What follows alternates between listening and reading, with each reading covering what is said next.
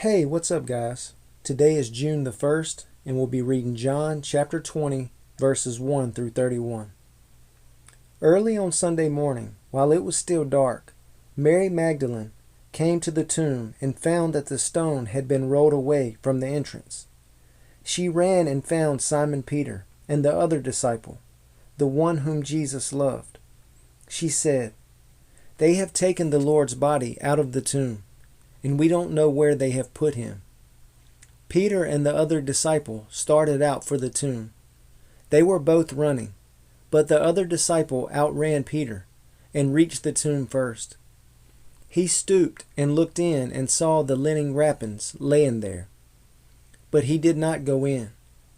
Then Simon Peter arrived and went inside. He also noticed the linen wrappings lying there, while the cloth that had covered Jesus' head was folded up and lying apart with the other wrappings. Then the disciple who had reached the tomb first also went in, and he saw and believed. For until then they still hadn't understood the scriptures that said Jesus must rise from the dead. Then they went home. Mary was standing outside the tomb crying, and as she wept, she stooped and looked in. She saw two white-robed angels, one sitting at the head and the other sitting at the foot of the place where the body of Jesus had been lying. "Dear woman, why are you crying?" the angel asked her. "Because they have taken away my Lord," she replied, "and I don't know where they have put him." She turned to leave and saw someone standing there. It was Jesus, but she didn't recognize him. "Dear woman, why are you crying?" Jesus asked her. "Who are you looking for?" She thought he was the gardener. "Sir," she said, "if you have taken him away, tell me where you have put him, and I will go and get him." "Mary," Jesus said. She turned to him and cried out, "Rabboni," which in Hebrew is teacher. "Don't cling to me," Jesus said, "for I haven't yet ascended to the Father. But go find my brothers and tell them, I am ascending to my Father and your Father, to my God and your God."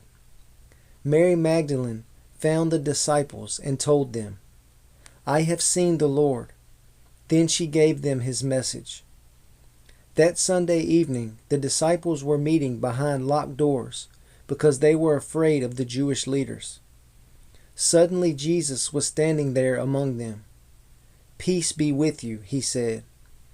As he spoke, he showed them the wounds in his hands and in his side. They were filled with joy when they saw the Lord. Again he said, "Peace be with you.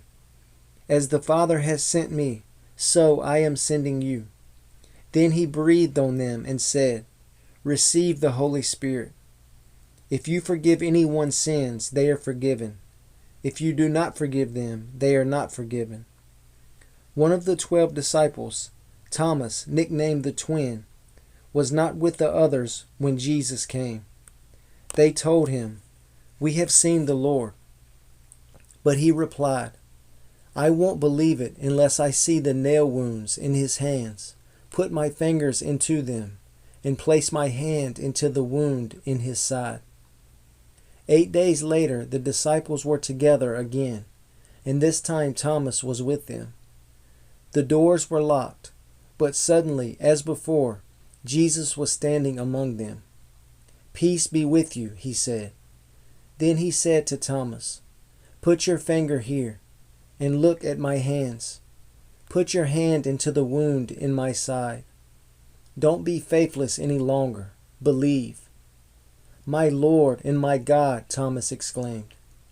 Then Jesus told him, "You believe because you have seen me. Blessed are those who believe without seeing me." The disciples saw Jesus do many other miraculous signs in addition to the ones recorded in this book. But these are written so that you may continue to believe that Jesus is the Messiah, the Son of God, and that by believing in him you will have life by the power of his name.